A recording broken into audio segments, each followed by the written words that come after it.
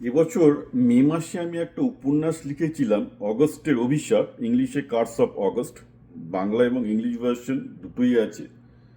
এবং সেই উপন্যাসে বাংলাদেশের ভবিষ্যৎ কি হবে আগামী 2 বছর সেটার ওপর লেখা ছিল। এবং তাতে আমি নিজেই খুব অবাক হয়ে যাচ্ছি। আমি ওর উপন্যাসের 3টে ঘটনা অলরেডি ঘটে গেল। কারণ কালকে যেটা আপনি যে মব লিঞ্চিং দেখলেন, সংবাদপত্র অফিস পুরানো দেখলেন, মবক্রাসি দেখলেন, এবং বাংলাদেশ যেটা অভিযোগ করছে যে লয়াল লোকেরা ওদিকে মেরেছে, এইসব যেসব ঘটনা ঘটছে আর কি, এটা ছিল ওয়ান অফ দ্য থিং যেটা আমি অলরেডি প্রেডিক্ট করে গেছি এগুলো হতে চলেছে।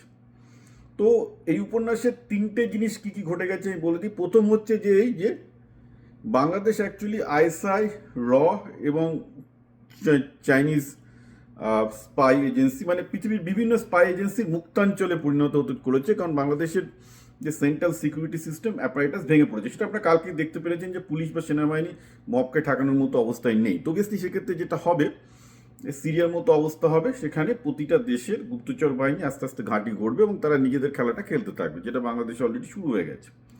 তার ফলশ্রুতি কী হবে ভারতে? আইএসআই পাকিস্তান এবার ভারতে যতগুলো নাশকতা স্থাপন করবে, আগে কাশ্মীর দিয়ে হতো, সেটা বাংলাদেশ দিয়ে হবে। আপনারা জানেন যে দিল্লিতে যে বিস্ফোরণটা হয়েছে 2 দিন আগে, সেটার মাল মশলা এসেছিল মুর্শিদাবাদ দিয়ে। যদিও আমার উপন্যাসে বিস্ফোরণটা একটা মিনি নিউক্লিয়ার বিস্ফোরণ ছিল এবং সেটা হবে হচ্ছে গুয়াহাটিতে।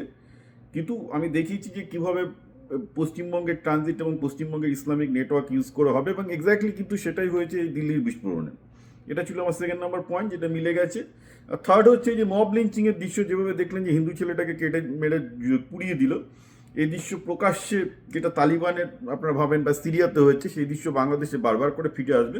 এটা আমার উপন্যাসে অনেক কবার ফিরে এসেছে। তো কালকে যারা আপনাদের ওই হিন্দু ছেলেটাকে মব লিঞ্চিং দেখে অবাক হচ্ছেন, বা কীভাবে কেন এত মবক্রাসি হচ্ছে, মানে কিভাবে মব উত্তেজিত হচ্ছে, কিভাবে কেন বাংলাদেশ এবং আইএসআই লোকজন হাত মেলাচ্ছে, এইগুলো নিয়ে যদি ডিটেলসে জানতে চান, আমার উপন্যাসটা পড়ে ফেলতে পারেন। আসলে আমি উপন্যাসটা নিজের একটা কিনা মনের খেয়াল হয়েছিল, 1 সপ্তাহ সময় ছিল, আমি লিখে ফেলেছিলাম বোধ বাংলা এবং ইংরাজিতে। তো তারপর হঠাৎ আমার খেয়াল হলো, আরে আমার তো এটা বলা উচিত, এই ঘটনাগুলো যে ঘটছে তো আমি অলরেডি প্রেডিক্ট করে দিয়েছি যেটা ঘটবে। এরম এরম নয় যে আমি বুঝে প্রেডিক্ট করেছি, আমি একটা ফিকশনাল ক্রাইম থ্রিলার লিখছিলাম, কিন্তু ক্রাইম থ্রিলারও বেসড অন মাই নলেজ, যে পৃথিবীতে ইতিহাস কীভাবে, সিরিয়াতে কী ইতিহাস হচ্ছে। আসলে আমি প্রচুর যেহেতু ইতিহাস এবং জিও পলিটিক্স নিয়ে পড়াশোনা করি, আমার মাথার মধ্যেগুলো ঘোরে যে বাংলাদেশে তাহলে কী হতে চলেছে। আমি ম্যাপ করি, মানে আমি নিজে একটা এলএলএম এর মতো আর কি ম্যাপ করি, যেখানে যেটা হচ্ছে ওখানে সেটা হবে।